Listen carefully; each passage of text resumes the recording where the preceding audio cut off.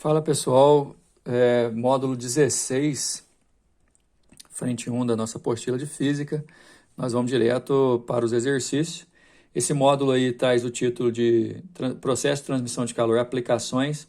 A minha recomendação é que você pause o vídeo agora, volte lá na apostila e faça a leitura dos exemplos que lá estão. Vocês vão perceber que vários daqueles exemplos eu já comentei, né? Lá está bem ilustrado e tudo mais. E o que interessa mesmo é que você tem que fazer a leitura lá e voltar aqui logo em seguida para os exercícios. Valeu? Então vai lá. Bom, voltando aqui para a gente poder resolver os exercícios, vamos lá. Sabemos por definição que calor é energia térmica que se transfere entre corpos em temperaturas diferentes. Sabemos também que existem 3 formas de ocorrer essa troca: condução em sólidos, partícula por partícula; convecção em fluidos por diferença de densidade e ação da gravidade; e radiação por onda eletromagnética percorre o vácuo. Com relação a isso, verdadeiro ou falso? Olha só, na irradiação, ou radiação térmica, né? Para que a energia térmica se propague, é necessário existir um meio imaterial. Não, não é necessário, porque a onda eletromagnética pode percorrer o vácuo. Falso. Se fosse assim, a energia do Sol não chegaria até a gente, né, pessoal? A condução acontece quando a troca de energia térmica é feita sem a presença de um meio material. Também é falso. Contrário, né? Condução térmica, você precisa de um condutor, como o próprio nome diz. Partícula por partícula, o calor vai passando por agitação, então você precisa do meio material. A terceira, a convecção é um processo de transmissão de calor em que a energia térmica se propaga em meios fluidos, líquidos ou gases através de correntes de convecção. Verdadeiríssimo. Aqui, a forma como ocorre a refrigeração de uma geladeira é um exemplo de condução. Não, vamos lembrar? Geladeira, o ar frio fica próximo do congelador lá em cima e vai descendo, esfriando todos os alimentos. Quando ele esquenta, ele volta a subir, formando um ciclo de convecção. Então, na geladeira é convecção. Falso. A última, sentimos o calor do Sol devido à radiação eletromagnética que ele emite e que atravessa o vácuo existente entre o Sol e a Terra. Isso é um exemplo de radiação. Verdadeiro. A nossa resposta na sequência aí é a letra B.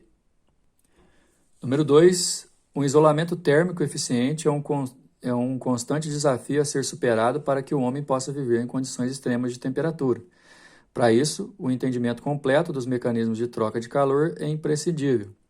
Em cada uma das situações descritas a seguir, você deve reconhecer o processo de troca de calor envolvido, ou seja, para você saber se é condução, convecção ou radiação térmica, beleza?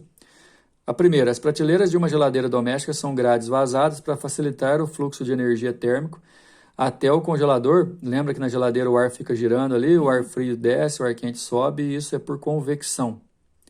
O único processo de troca de calor que pode ocorrer no vácuo é a radiação térmica ou irradiação. Em uma garrafa térmica é mantido vácuo entre as paredes duplas de vidro para evitar que o calor saia dela ou entre, né, por condução. Então a nossa resposta, letra D. Esse foi tranquilo, hein? Número 3, galera. Na Lua não há atmosfera, ou seja, não há gases próximos à superfície, tampouco substâncias no estado líquido. Dessa forma, o calor pode propagar-se apenas por... Bom, na verdade ele está falando na atmosfera da Lua, né? Como lá é vácuo, no caso, a energia pode chegar lá por radiação térmica. Agora, tem substâncias no estado sólido que podem conduzir calor na forma de condução, né? Porque convecção, pessoal, só acontece em gases e líquidos, nos fluidos em geral. Então, se lá não tem gases e só tem substâncias no estado sólido, ou por radiação ou por condução, letra A.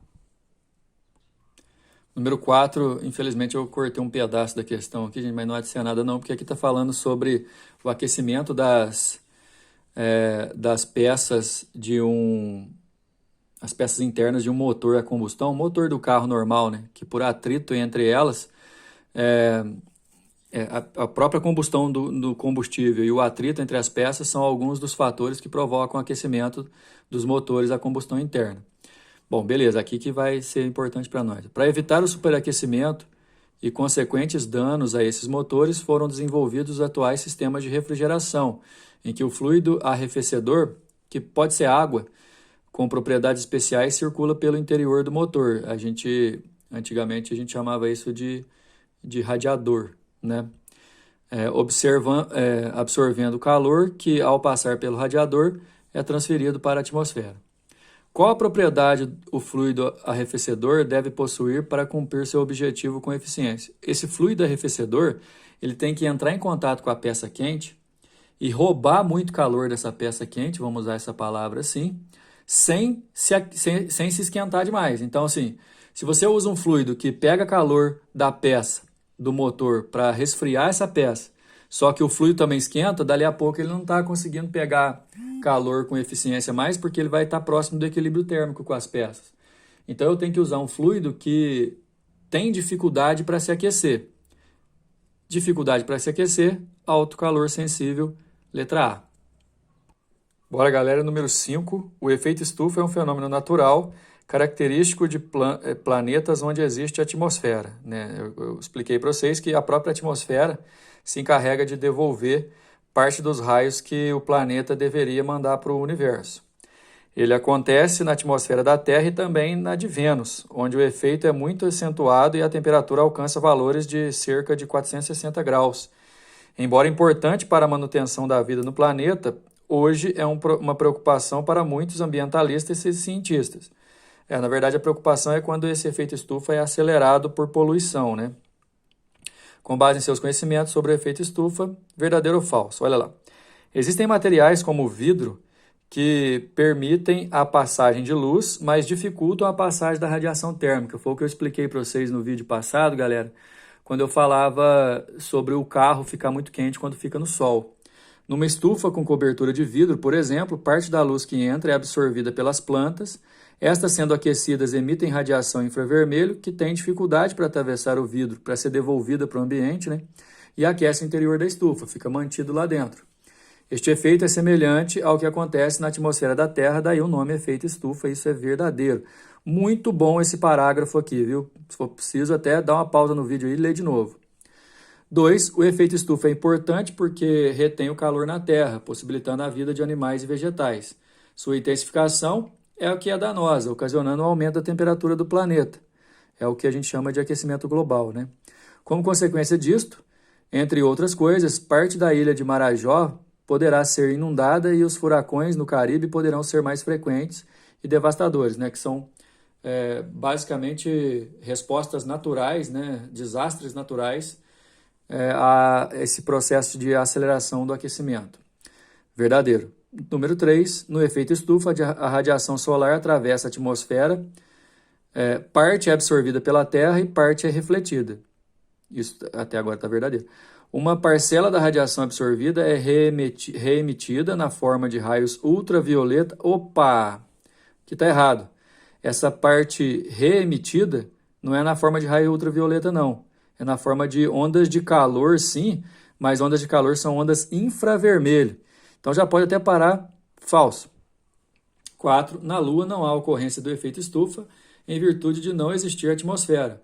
Isto é uma das causas das temperaturas do nosso satélite variarem entre 150 negativo durante a noite e 100 graus Celsius durante o dia. Isso é verdade. Sem atmosfera não tem como ocorrer o efeito estufa. As verdadeiras são 1, 2 e 4. Letra A. Número 6, pessoal, o painel intergovernamental de mudanças climáticas prevê que nas próximas décadas o planeta passará por mudanças climáticas e propõe estratégias de mitigação e adaptação a elas. Bom, na verdade, esse texto aí já é um pouco antigo, né? De 2014, 2015 e tal. As estratégias de mitigação são direcionadas às causas dessas mudanças, procurando reduzir a concentração de gases de efeito estufa na atmosfera. As estratégias de adaptação, por sua vez, são direcionadas aos efeitos dessas mudanças. Então, você tem estratégias para evitar as mudanças e estratégias para se adaptar às mudanças, procurando preparar os sistemas humanos às mudanças climáticas já em andamento, de modo a reduzir seus efeitos negativos. Quer dizer, trabalhando em duas frentes, né? Você tenta diminuir a causa, né, das mudanças, e a partir do momento que as mudanças ocorrem, você se adaptar a elas. Considerando as informações do texto, qual ação representa uma estratégia de adaptação? Ou seja, adaptação, galera, não preocupado com a prevenção das mudanças, e sim as mudanças acontecendo. O que a gente pode fazer para poder se adaptar a elas? Criação de diques de contenção em regiões costeiras, ou seja, o dique, como se fosse um muro, para poder evitar que o aumento, uma das consequências desse aquecimento desenfreado pode ser o aumento do nível do mar, né? E se você cria diques, cria muros de contenção nas regiões costeiras, você evita os alagamentos, ok?